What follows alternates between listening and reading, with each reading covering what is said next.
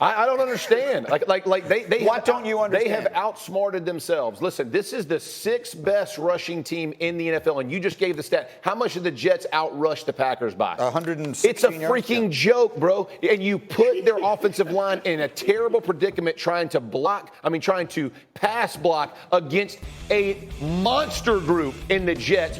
Q Williams dang near killed him a couple times, and you're like, let's drop back 41 times and try to sling this around with a bunch of receivers that haven't proven anything to you. In a game that was tied in late in the third quarter. 3-3 in 8 minutes left in the third quarter. I don't understand. Like, it literally baffles me when I look at this football team because they aren't helping themselves at all. And all you got to do is look at the Jets or the Giants of teams that are being coached better and playing. I mean, I think Zach Wilson completed 10 freaking passes and they won 27-10. It's like, can you not see the formula that works right now in the NFL? And it's like they will not do it. And it disgusts me in all honesty. You know, it's interesting. We did this crossover yesterday with First Take, and Stephen A's big talking point on them, I'm Rodgers.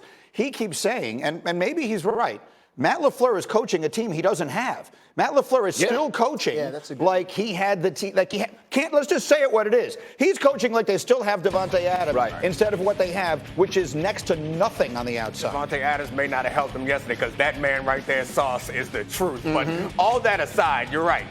They're coaching like they have a receiver like that who can take over, but they also aren't attacking down the field nearly enough, which that's an ill-timed highlight. But they're asking Aaron Rodgers to pick defenses apart, which he's normally capable of. But sometimes you need some people to take pressure off your quarterback. I think one of the stories of this season for a bunch of teams is they're putting too much pressure on their quarterback, and I think that's happening right here for Aaron Rodgers. What should they do? Run the ball. Do it. Or get a good. My bad. Yeah. Now we're talking. Or get a big receiver to throw. Or go out and get him the help that they should have gotten him before the season. I think it goes beyond like just coaching like he still has Davante Adams. He's like they thought the defense will be good, and we fixed the special team. They had a punt and a field goal blocked in this game. Yeah. Like the special teams do not look fixed. The defense can't stop anyone's run game, right? It's not just Breece Hall. This is third or fourth game in a row. So the Packers have to step back and realize they don't have the team they thought they had. Right. And they can still get there. They're 3-3, right? There's only 4 teams in the conference with a winning record. Like, they can still get into the playoffs. But they have to reassess what they have and fix it. And the whole idea that it was going to be okay because we have Aaron Rodgers obviously is not holding up. It's fascinating what's going on. Somebody said to me yesterday, like, generation gap, right? Like, Rodgers is 15 years older than these young receivers. Like, maybe the stuff that used to make Davante Adams and those guys better when they were young doesn't work on these guys, and you have to do something different. Everything the Packers have always done and been able to count on, none of it's working right now. They have to they could use a bye week, honestly. They don't have it for a while. Reassess and self-scout and figure out what needs to be fixed. Let me get Marcus in here. Marcus, what are you seeing, and what, if anything, can Aaron Rodgers do to fix it? Well, you never gonna win games when you're getting beat to sleep at the line of scrimmage. That's number one. Like we could talk about running the football, throwing the football. The New York Jets defensive line destroyed the Packers offensive line in this game, and that was the difference in the game. I know the score was 3-3. It should have been 300-3 based on how this defense was playing. Here's the other part too, y'all. Like I don't care when we talk about the Green Bay Packers. And I understand it, Jeff, because you know me and you always in the same line when it comes to physical line of scrimmage running the football. But they ain't give him $150 million because of that. And we didn't think they was going to the Super Bowl because they was going to run their way there. And therein lies the problem. Everybody talked about, I got killed this offseason for saying that Aaron Rodgers should have spent time with these receivers. Should have tried to build a rapport with these guys before all of this started taking place. No, they'll be fine. It's going to work out. Bro, these dudes ain't getting no separation.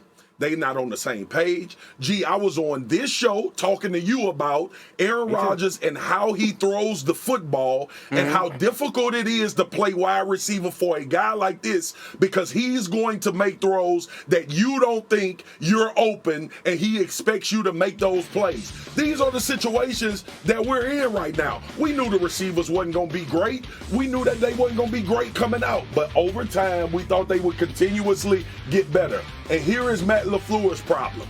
And I'm glad we are bringing his name up because we always touted He got the most wins. He doing such a great job. And just like I said about Nathaniel Hackett, everybody think you the greatest thing since sliced bread. When you got ain't it a coincidence that all of the coaches that coach with Tom Brady and Peyton Manning and Aaron Rodgers, they become these damn gurus. Matt Nagy went to Chicago because he was around Mahomes and Alex Smith, and he was going to be great. Hey, man, sometimes they just not good. Sometimes they attach to something that's great. All right? Now, Aaron Rodgers is in a situation now with Matt LaFleur, and they are really seeing who each other are.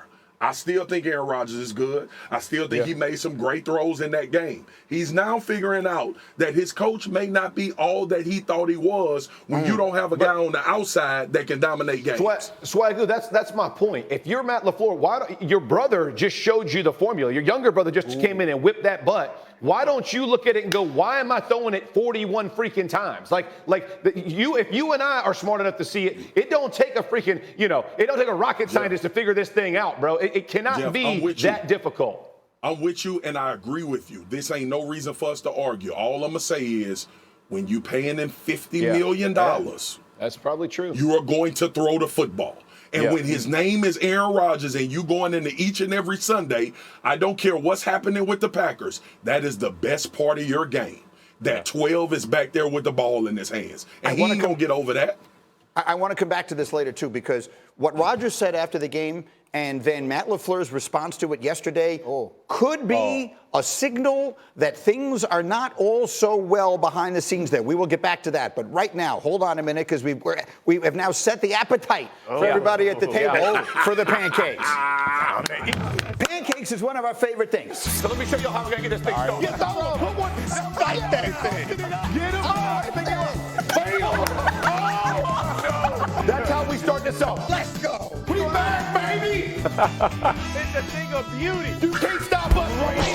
You can't stop us. Dominique Foxworth just spanked pancakes on Get Up. We are back. The new Open is a winner. Yes. It is time for the pancakes to be served. Unsponsored, by the way. Take it away. It's unsponsored, so until we get that sponsorship back, give it. Not one of these pancakes. Here we go. Hey, we're starting out in Philly. We're starting out with my favorite players in the NFL, Jason Kelsey. And I want to show you this. You think you're smart, defensive end. Lawrence, you think you're smart? Get some of that! Get some of that! You think you're going to sneak in on a little game? We're going to turn our backs. You come pick us? No, man. We ain't letting you come get that. We're going to turn around and give same foot, same shoulder, boom, and lay you down. Hey, we'll help you up. Oh, no, we won't.